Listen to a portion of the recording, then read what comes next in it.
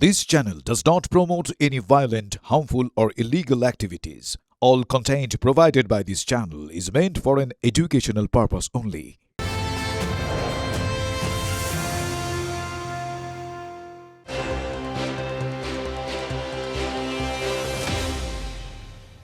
UEM Jaipur is a perfect target for prospective students aspiring for good jobs, good education with future-ready skills.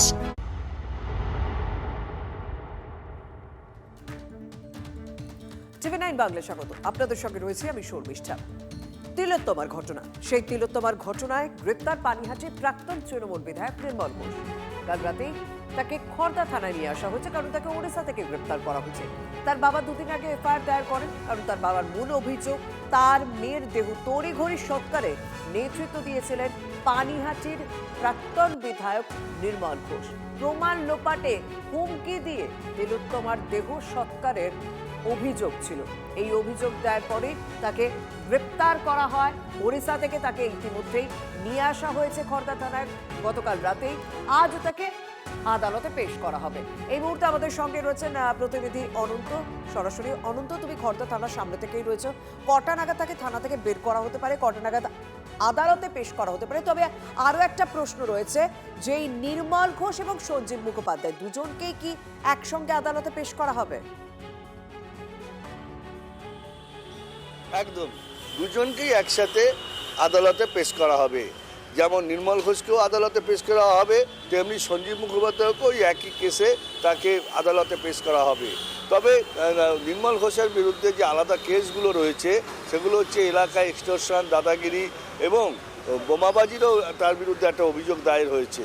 কিন্তু সঞ্জীব মুখোপাধ্যায়ের বিরুদ্ধে অভিযোগ দায়ের হয়েছে শুধু তিলোত্তমার কেসে সাবোতেজ করার জন্য, তিলোত্তমা ঘটনায় তড়িঘড়ি মৃতদেহ পুড়িয়ে দেওয়ার যোগসাজশের জন্য তার বিরুদ্ধে মামলা দায়ের করা হয়েছে।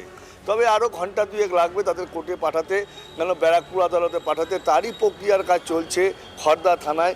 এই মুহূর্তে খড়দা থানার ভেতরে বসে আছেন নির্মল ঘোষের বড় মেয়ে ছন্দা ঘোষ এবং তার পুত্রবধূ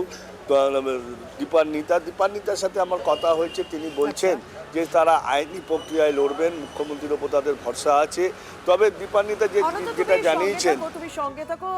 তুমি যে বাইটের কথা বলে, যে বক্তব্যের কথা বলে, অর্থাৎ তার পরিবারের সদস্যরা গিয়েছেন, নির্মল ঘোষের পরিবারের সদস্যরা গিয়েছেন তার সঙ্গে দেখা করতে। তারা আইনি পদক্ষেপের একটা কথা বলেছেন। কি বলেছেন একবার বক্তব্যটা দর্শকদের শোনায়।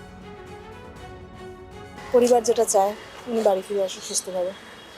এই দিন নিয়ে আসার পর তার সাথে কথা দেখা কিছু হয়নি এখনো, দেখা যাক। পরিস্থিতি মানে জন্য একটা ভয় পাচ্ছে। অবশ্যই আস্থা এখনো আছে। কিসের? মুখ্যমন্ত্রীর আস্থা আছে যে উনি নিশ্চয়ই সব দিকটাই খতিয়ে দেখবেন।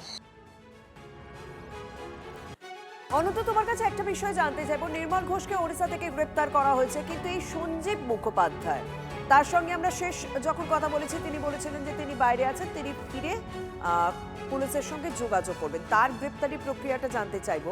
আর যেহেতু এই দুজনকেই আজ আদালতে পেশ করা হবে, সেক্ষেত্রে থানা চত্বরে, আদালত চত্বরে নিরাপত্তা ব্যবস্থা ঠিক কেমন করা হচ্ছে?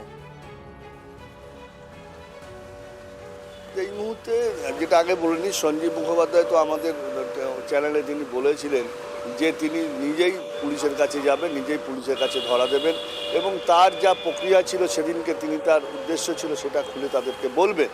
কিন্তু সেইভাবেই তিনি কিন্তু গতকাল বাড়িতে চলে এসেছেন। তাকে তার বাড়ি থেকে, সিআর পার্কের বাড়ি থেকে, অর্থাৎ তিলোত্তমার একদম পাশের বাড়ি হচ্ছে সঞ্জীব মুখার্জির বাড়ি, সেইখান থেকেই সঞ্জীবকে তুলে নিয়ে আসে খড়দা থানার পুলিশ। তারপরে জিজ্ঞাসাবাদ হয়, রাত 11টার সময় তাকে তুলে নিয়ে আসা হয়। সেখানে জিজ্ঞাসাবাদের পর এখন তাকে এবং নির্মল ঘোষকে আদালতে পাঠাবার যে আইনি প্রক্রিয়া থাকে, কাগজ কলম থাকে, সেটাই প্রস্তুত হচ্ছে খড়দা থানায়। তারই সেই প্রস্তুতি চলছে। বাইরের থেকেও কিছু অফিসার আসছে এবং সবচেয়ে বড় ব্যাপার হচ্ছে যে পুলিশ এখানে মোতায়েনের জন্য যে পরিমাণ র্যাব দরকার, যে পরিমাণ পুলিশ পরিকাঠামো দরকার, সেটারও প্রস্তুতি অলরেডি শুরু হয়ে গেছে।